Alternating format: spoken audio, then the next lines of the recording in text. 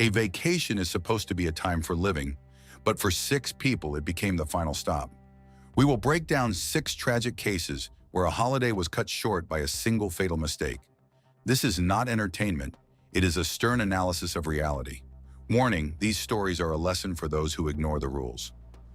Don't be the one who tempts fate for the perfect photo. Watch how one moment can change everything forever. On September 27, 2014, the sky above Mount Ontake was a perfect, deceitful blue, a vibrant canvas that masked the geological violence building just beneath the hiking boots of hundreds of tourists. It was a Saturday, the peak of the fall hiking season in Japan, and the slopes were crowded with people drawn to the brilliant autumn foliage that painted the mountain in shades of crimson and gold. Among them was Izumi Noguchi, a tourist who had climbed to the summit to witness the beauty of nature, completely unaware that she was standing on top of a geological pressure cooker. The atmosphere was festive, filled with the sounds of cameras clicking and friends laughing as they ate lunch near the shrine at the peak. The air was crisp, visibility was endless, and the ground felt solid and permanent. The Japan Meteorological Agency had set the volcanic alert level to 1, the lowest possible rating, signifying normal activity. This classification created a powerful, fatal illusion of safety for everyone on the mountain that day. Izumi and her fellow hikers believed they were in a controlled environment, a majestic park monitored by the best technology in the world. They were wrong. Deep inside the mountain, a silent, invisible mechanism was reaching its breaking point, undetected by the seismometers on the surface. This was not a typical magma eruption, which usually gives warnings through earthquakes and ground deformation as the molten rock forces its way up. This was a phreatic eruption, a steam-driven blast that strikes without a countdown. Groundwater had seeped into the superheated bedrock, flashing into steam instantly. When water turns to steam, it expands 1,700 times in volume within a fraction of a second. The pressure built up in the microscopic cracks of the rock, silent and deadly. The mountain was holding its breath. Izumi checked her watch. It was just before noon, exactly 11:52 a.m. She was likely thinking about the descent, about the photos she would share, living in the subjective human world of future plans. Then the objective force of physics took over. There was no siren. There was no gentle rumble. The sound was a cracking boom, like a thunderclap originating from the earth itself, as the side of the mountain blew out. In a split second, the blue sky was erased. A column of gray smoke and ash shot kilometers into the atmosphere, blocking out the sun and turning noon into midnight. The transition from safety to catastrophe was absolute. The hikers were not facing a slow-moving lava flow that could be outrun. They were facing a pyroclastic density current. This is a mix of superheated gas, ash, and rocks that moves faster than a sports car. The temperature of the air spiked instantly. The psychological shock was paralyzing. People froze, looking up at the gray wall of death collapsing onto them. Izumi had nowhere to run. The eruption did not just release gas, it ejected tons of solid rock. These were not pebbles. These were boulders the size of microwaves and refrigerators, falling from the sky at terminal velocity. The physics of the situation shifted from hiking to ballistics. The air became unbreathable. The concentration of hydrogen sulfide skyrocketed, displacing the oxygen in the lungs and burning the throat. But the immediate threat was kinetic. The falling rocks acted like artillery. Izumi and the others sought shelter behind shrines, large rocks, and lodge walls. But the structures were not built to withstand a bombardment of this magnitude. The ash began to fall, not like soft snow, but like heavy, wet cement.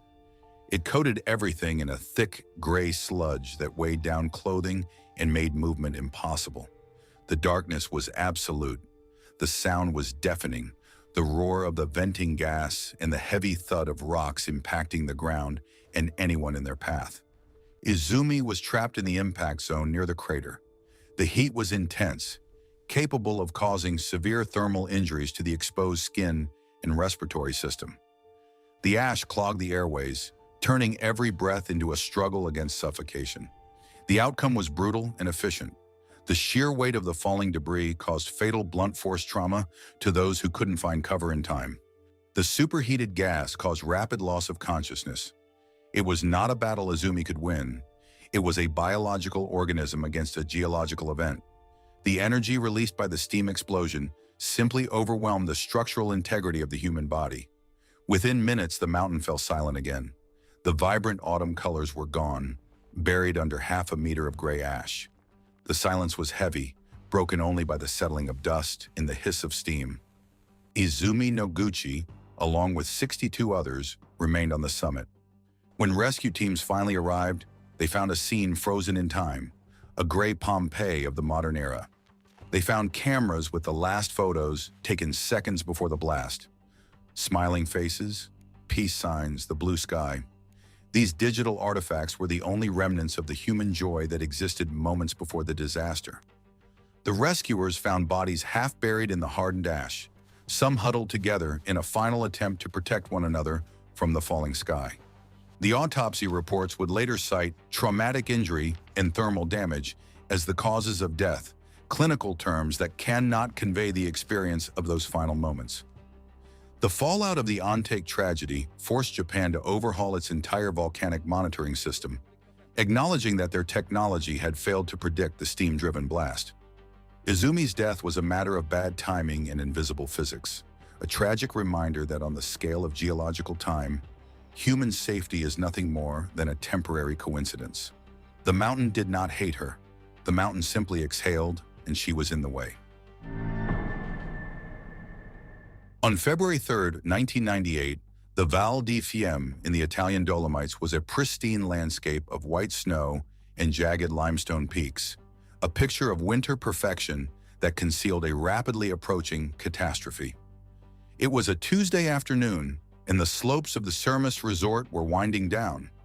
Egon Wachler, an Austrian tourist, boarded the yellow aerial tramway cabin for the final descent to the valley floor, joining 19 other passengers. The group included Germans, Italians, and Dutch nationals, all tired and satisfied after a day of skiing.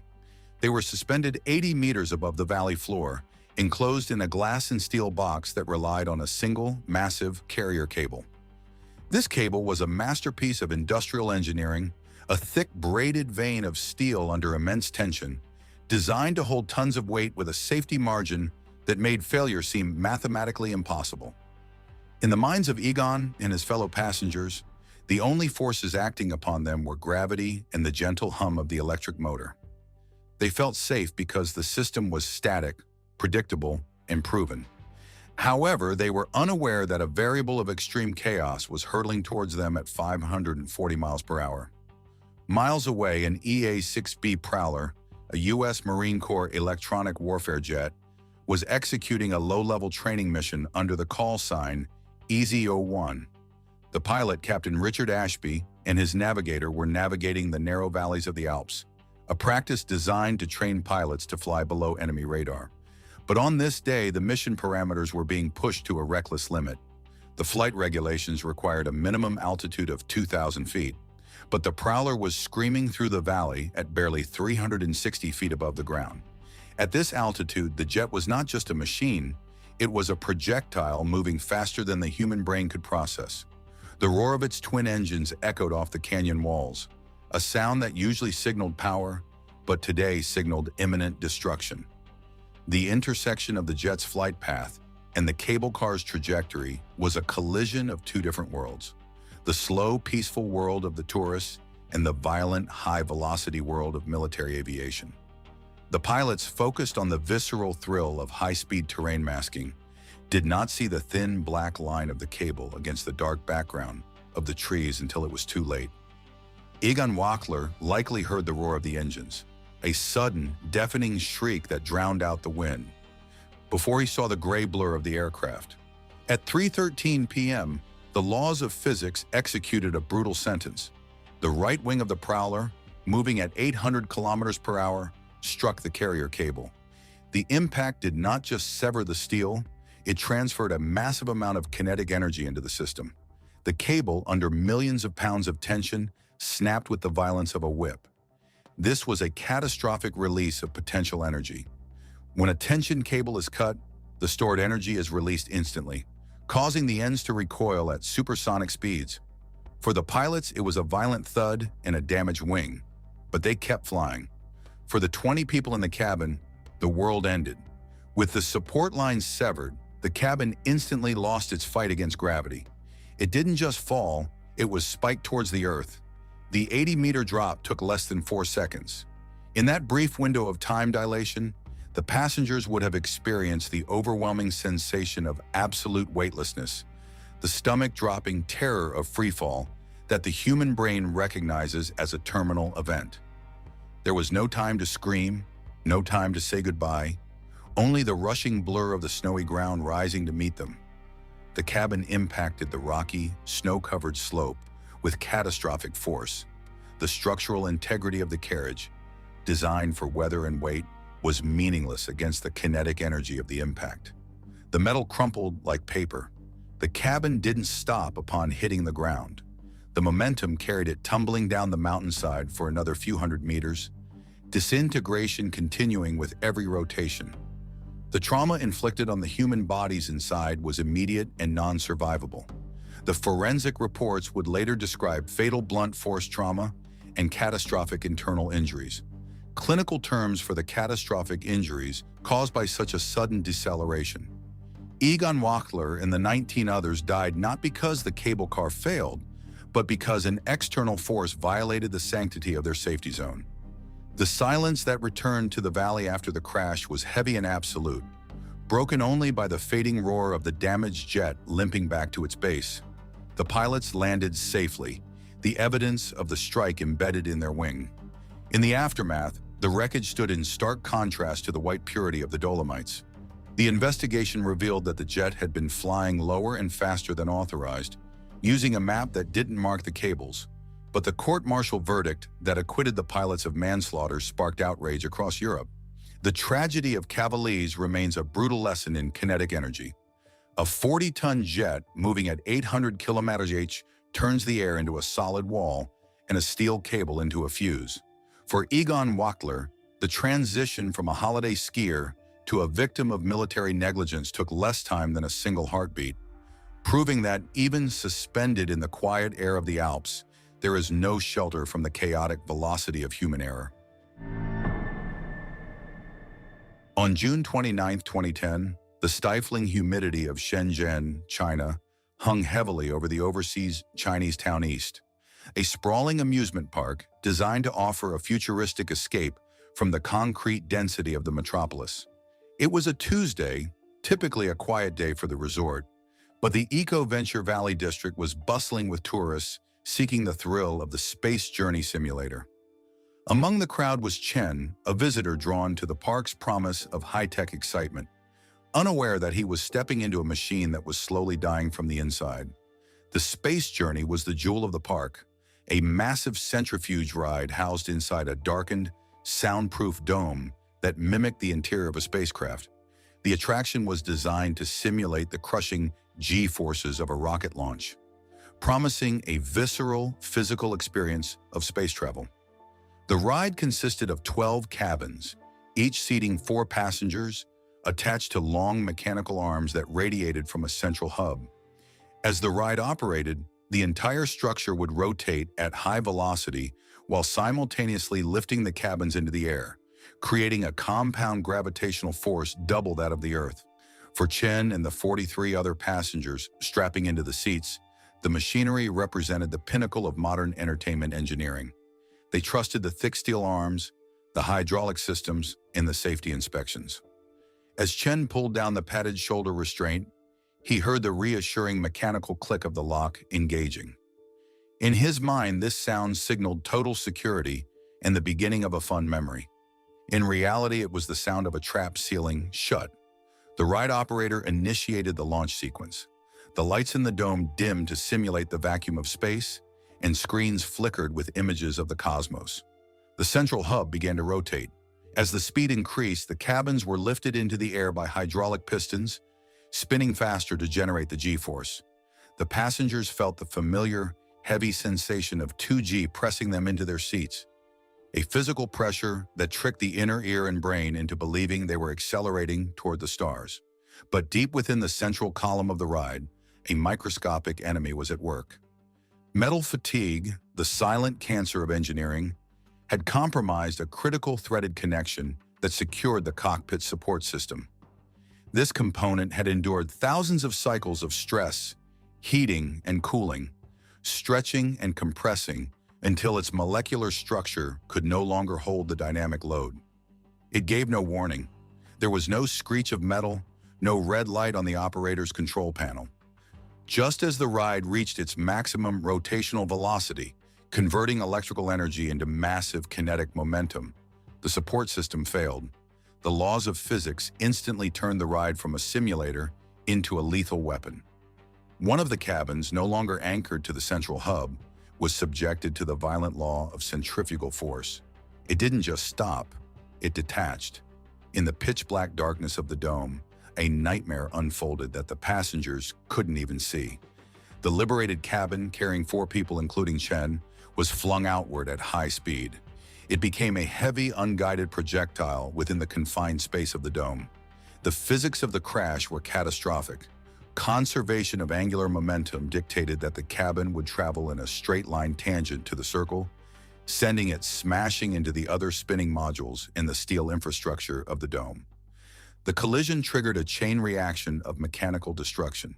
The sound inside the dome shifted from the synthesized roar of rocket engines to the deafening, grinding screech of tearing metal and shattering fiberglass.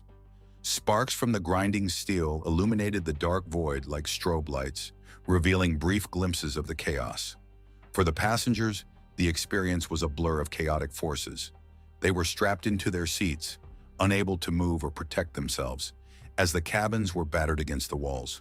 The structural integrity of the passenger compartments failed under the impact energy. The dome, designed to block out the light, now hid the carnage from the operators outside. When the emergency systems finally killed the power and the tangled mass of steel came to a grinding halt, the silence that followed was broken only by the smell of electrical fire and hydraulic fluid. The space journey had become a tomb. First responders entering the dome found a scene of industrial devastation. The centrifuge had torn itself apart from the inside, scattering debris across the platform. Chen and 5 others sustained fatal injuries immediately upon impact. The medical reports would later describe the cause of death as multiple traumatic injuries and fatal blunt force trauma, clinical language for the fatal outcome of being inside a collapsing machine spinning at high velocity. 10 others were critically injured, their bodies compromised by the sheer force of the collisions. The subsequent investigation revealed that the design of the support arm was fundamentally flawed and that maintenance protocols had failed to detect the fatigue cracks in the bolts. The space journey was meant to simulate the danger of space exploration, but it ended up demonstrating the unforgiving nature of terrestrial physics. Chen entered the dome looking for an adrenaline rush, trusting that the sensations of danger were merely an illusion created by a safe machine. He never learned that the vibration he felt was not a special effect, but the final shudder of a dying mechanism. The accident remains a grim reminder that every machine has a breaking point, and when the metal finally gives up, the human body pays the price. On the morning of May 23, 2004, Terminal 2E at Charles de Gaulle Airport in Paris stood as a cathedral of silence and light, a futuristic tunnel designed to make travelers feel as if they were already floating in the sky. It was a Sunday, shortly before 7 a.m., and the terminal was slowly waking up to handle the first wave of international flights. This building was the crown jewel of French engineering, a massive elliptical vault constructed from glass and concrete that had opened only 11 months earlier to global acclaim. It was designed to be an architectural marvel, eliminating traditional support columns to create an open, airy space that felt weightless. Among the passengers waiting in this sterile, ultra-modern environment was Wu Yuan, a Chinese national preparing for a long journey home. She was sitting in the departure lounge, surrounded by the soft hum of ventilation systems and the distant click of heels on polished floors. For Wu Yuan and the other travelers, the terminal was a symbol of absolute safety, a structure built by the best minds in Europe, subjected to rigorous inspections and strict safety codes. They were resting inside a machine of transit, completely unaware that the ceiling above them was fighting a losing battle against gravity. The roof of Terminal 2E was not a standard ceiling. It was a complex shell of perforated concrete, reinforced with carbon fiber and steel ribs. It was designed to hold its own weight through tension and compression, much like an eggshell. However, hidden deep within the molecular bonds of the concrete, a catastrophic failure was brewing. The engineers had miscalculated the thermal stress in the structural redundancy. On this particular morning, the temperature outside had dropped, causing the outer shell to contract while the inner structure remained rigid. This temperature differential created a silent war within the walls. The concrete, already pushed to the limit by the weight of the suspended boarding gangways, which acted as heavy levers, began to creep. Creep is a slow deformation of solid material under stress, but today it was about to accelerate into a sudden fracture. Wu Yuan was likely checking her ticket or watching the sunrise through the panoramic windows, living in the comfort of a routine wait. But at 6:57 a.m., the illusion of permanence began to crack. A few dust particles drifted down from the vaulted ceiling, settling on the glossy floor. Then came the sound. It started as a sharp, loud crack, resembling the sound of a gunshot or a snapping whip, echoing through the vast empty hall. This was the sound of the steel reinforcement bars inside the concrete reaching their yield point and snapping under the load. A police officer on patrol, noticing the dust and hearing the noise, immediately sensed that the rhythm of the airport had broken. He began to move towards the area, shouting for people to move back, initiating a desperate race against physics. But structural failure at this scale does not negotiate with time. The building did not sag slowly to give a warning. It simply let go. At 6:59 a.m., a 30-meter section of the vaulted roof, weighing roughly 650 tons, sheared off from its supports. The physics of the event shifted instantly from static to dynamic. The massive slab of concrete, glass, and steel fell inward, driven by the relentless force of gravity. For Wu Yuan and 3 others in the impact zone, there was no time to process the threat, let alone escape it. The ceiling didn't just fall, it crashed down with the kinetic energy of a freight train, obliterating the passenger bridge and the seating area below. The air in the terminal was instantly compressed, blowing out windows and filling the space with a choking cloud of pulverized cement. The mechanics of the tragedy were brutal in their simplicity.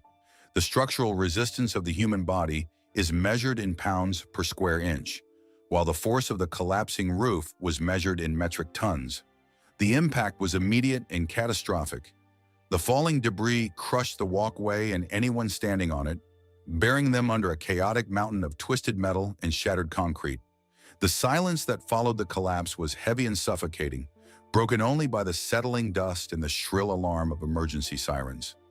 Wu Yuan's journey ended not in the sky, but under the rubble of a building that was supposed to launch her there. Rescue teams, including dogs and heavy lifting equipment, arrived to find a gaping wound in the side of the terminal, open to the morning air. They worked for hours, shifting the heavy slabs, but the outcome had been decided in the milliseconds of the collapse. The autopsy reports and casualty list would confirm 4 fatalities, their deaths caused by massive traumatic injuries and crush syndrome, clinical terms that describe the complete mechanical failure of the body structure under immense weight. The investigation later revealed that the tube had been doomed from the start, the steel reinforcement was insufficient, and the concrete shell was too weak to support the external gangways, turning the terminal into a house of cards waiting for a breeze. Wu Yuan was not a victim of a natural disaster or a pilot error.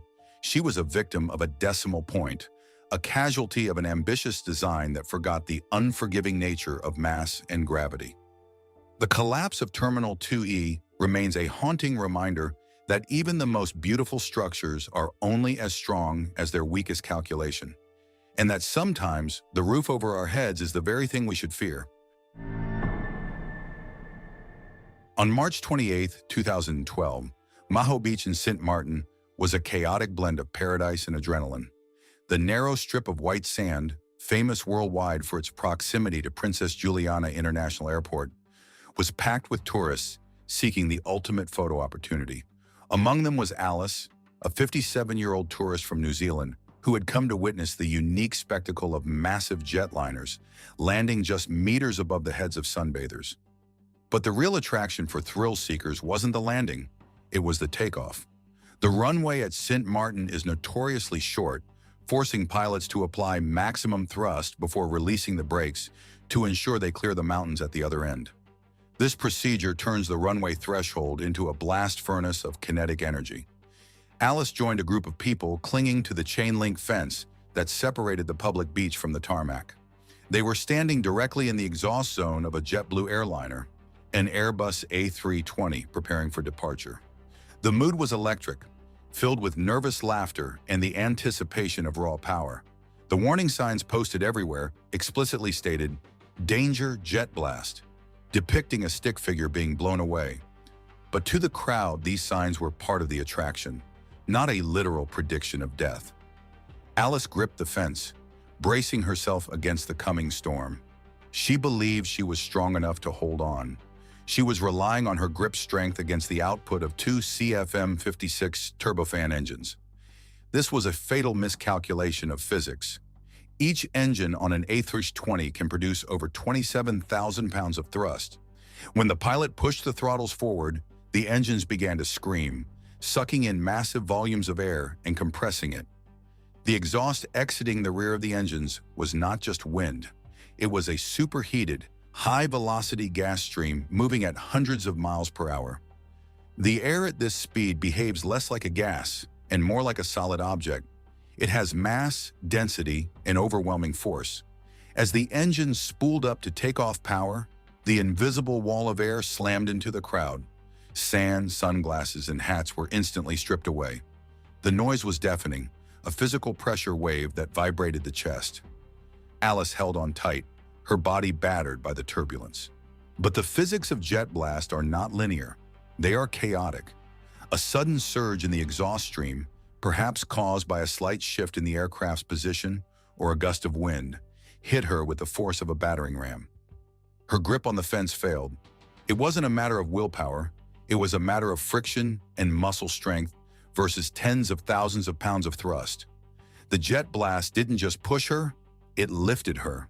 In a fraction of a second, Alice was airborne. Her body, now a projectile, was thrown backward with terrifying velocity.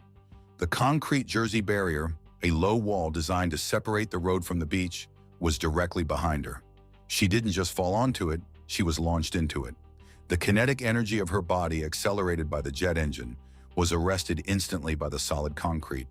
The impact was incredibly loud, audible even over the roar of the engines. The force of the collision was concentrated on her head and upper body. The structural integrity of her skull and spine could not withstand the rapid deceleration. The airliner, oblivious to the tragedy unfolding in its wake, released its brakes and roared down the runway, lifting into the sky. On the ground, the spectacle had turned into a scene of horror. Alice lay motionless on the pavement, the festive atmosphere instantly replaced by shock and screams. Bystanders and paramedics rushed to her aid, but the damage was catastrophic. The mechanics of the injury were similar to a high-speed motorcycle crash or a fall from a significant height. The air that tourists engaged with as a game had acted with the density of a brick wall. Alice was transported to the hospital, but the trauma was too severe. She died from her injuries, a victim of invisible force. The autopsy would cite blunt force trauma as the cause of death, a clinical term for the brutal reality of being thrown by a machine against stone. The tragedy of Maho Beach is a stark lesson in the nature of fluids at high velocity. We think of air as soft and yielding, but when accelerated by a jet engine, it becomes a lethal hammer. Alice's death was not an accident in the traditional sense. It was the inevitable result of a biological organism placing itself in the path of industrial power. The fence she held onto was not a safety device. It was the demarcation line between life and physics. And on that sunny afternoon, physics won. The thrill of the fence surfing experience is based on the illusion of control. But as Alice's fate demonstrated, when you challenge a jet engine, control is the first thing you lose. The signs remain on the beach, now bearing the weight of a real life lost. A silent warning that the invisible force screaming out of those engines doesn't care about your vacation photos. It only obeys the laws of thrust and drag.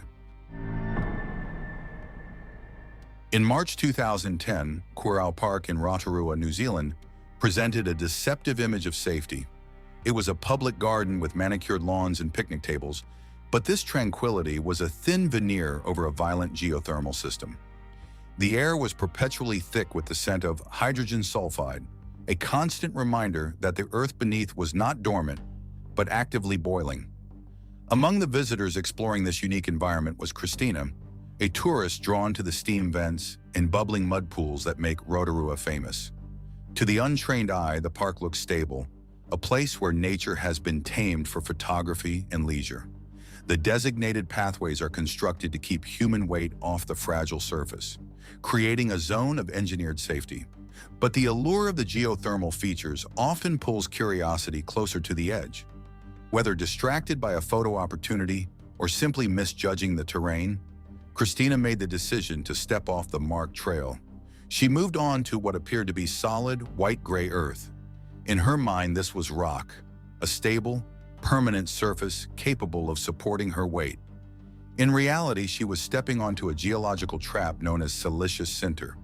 This crust forms when mineral-rich geothermal water evaporates, leaving behind silica deposits that harden into a sheet.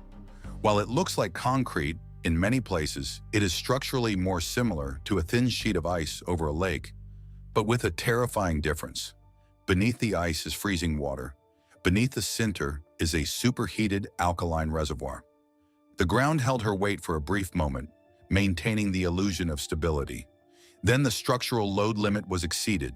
The sinter crust, thinned by acidic steam rising from below, shattered without warning. It was a brittle, catastrophic failure. In a fraction of a second, the solid ground vanished, and Christina plunged into the cavity beneath. She did not fall into water in the traditional sense. She fell into a geothermal vent where the groundwater is heated by magma deep within the crust. The temperature in these reservoirs often exceeds 100 degrees Celsius, kept liquid only by the pressure of the earth. When the crust broke, she was instantly immersed in a boiling, caustic slurry. The mechanism of injury was immediate and overwhelming.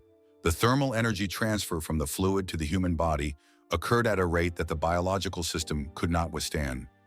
The water in Rotorua is not only hot, it is often highly alkaline or acidic, adding a chemical component to the trauma. The human body is roughly 60% water, and when submerged in a medium above its boiling point, the cellular structure begins to break down immediately. The heat causes instant, non-survivable damage to the skin and underlying tissues. The very ground she trusted had become the weapon. Escape was nearly impossible. The surrounding ground was also fragile, making it incredibly dangerous for bystanders or rescuers to approach the hole without risking the same fate. The mud and water in these vents are often viscous, clinging to clothing and skin, prolonging the contact with the heat source. By the time help could be organized, the outcome had already been decided by the extreme heat. Christina's body was recovered from the vent, a tragic testament to the power of geothermal energy. The medical reports would cite thermal injury as the cause of death, a clinical term that summarizes the catastrophic system failure of the body. Following the tragedy, authorities reinforced the barriers and increased signage, emphasizing that the fences are not just suggestions, they are the only line of defense against a subterranean hell. The steam that rises from Quiro Park today looks the same as it did in 2010. Beautiful, mysterious, and silent. But for those who know the geology, it is a visual warning. The earth in Rotorua is not a passive platform for tourists. It is a living, breathing entity that creates a fragile ceiling over a boiling chamber. Christina's death serves as a permanent, somber reminder that the line between a walk in the park and a fatal disaster is often just one step off the path. Engineers make mistakes and tourists pay the ultimate price. Who is more to blame? The one who failed to tighten a bolt on a ride, or the one who ignored a strange sound and got in anyway? Let's be blunt. Does a person who knowingly steps over a fence into boiling water deserve sympathy? Write system failure or personal responsibility in the comments. Subscribe to see the world without filters. Engineers make mistakes and tourists pay the ultimate price. Who is more to blame? The one who failed to tighten a bolt on a ride, or the one who ignored a strange sound and got in anyway? Let's be blunt. Does a person who knowingly steps over a fence into boiling water deserve sympathy? Write system failure or personal responsibility in the comments. Subscribe to see the world without filters.